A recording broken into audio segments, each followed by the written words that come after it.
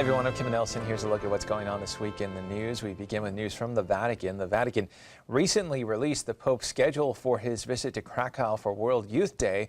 One of his stops during his visit will be at Auschwitz-Birkenau Nazi death camp. The Pope was scheduled to give a speech at the International Monument at Birkenau, just as St. John Paul II and Pope Benedict XVI did. However, last week on the flight back to Rome from Armenia, the Pope said that he would like to go to that place of horror without speeches, without crowds, only the few people necessary, saying he wanted to enter alone to pray, and he said, "May the Lord give him grace to cry." Pope Francis has asked that there be no speeches during his recent visit to Armenia's genocide memorial. Vatican spokesman Father Federico Lombardi confirmed June 30th that the official program had been changed and that the Pope would not give a speech at Birkenau. In news from around the country, great news for the sainthood cause of Emil Kapaun. 6 historical consultants of the Vatican Congregation for Saints' Causes in Rome recently approved the historical documents submitted by the Diocese of Wichita on behalf of Father Kapaun's cause. The documents, called the Positio, will be used to determine if Father Kapaun's lived a life of heroic virtue and sanctity.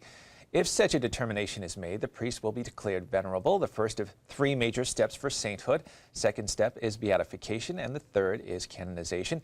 In general, each of these steps requires the Church to accept evidence that a miracle has occurred through the intercession of the sainthood candidate.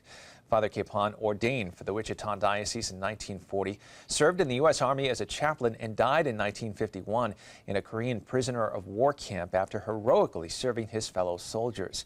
He was awarded the Medal of Honor posthumously April 11, 2013. Let's go back to the Vatican now. During a Year of Mercy audience in St. Peter's Square, June 30th, Pope Francis called on the faithful to remain vigilant and to focus on Christ's presence, especially in those suffering due to a globalized culture of well-being. Catholic News Service has more from the Pope from St. Peter's Square. A causa dei mutamenti del nostro mondo globalizzato, alcune povertà materiali e spirituali si sono moltiplicate. Diamo quindi spazio alla fantasia della carità per individuare nuove modalità operative. In questo modo la via della misericordia diventerà sempre più concreta.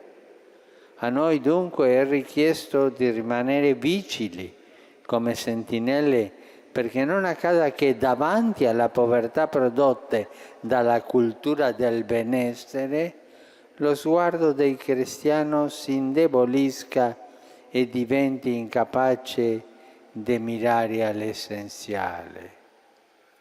Mirare all'essenziale cosa significa? Mirare Gesù, guardare Gesù nell'affamato, nel carcerato, nel malato, nel nudo, quello che non ha lavoro e deve portare avanti una famiglia. Guardare Gesù in questi fratelli e sorelle nostre. Guardare Gesù in quello che è solo, triste, in quello che sbaglia e ha bisogno di consiglio, in quello che ha bisogno di fare strada con Lui in silenzio, perché si senta in compagnia. Queste sono le opere che Gesù chiede di noi. Guardare Gesù in loro, in questa gente. Perché? Perché Gesù a me, a tutti noi, guarda così.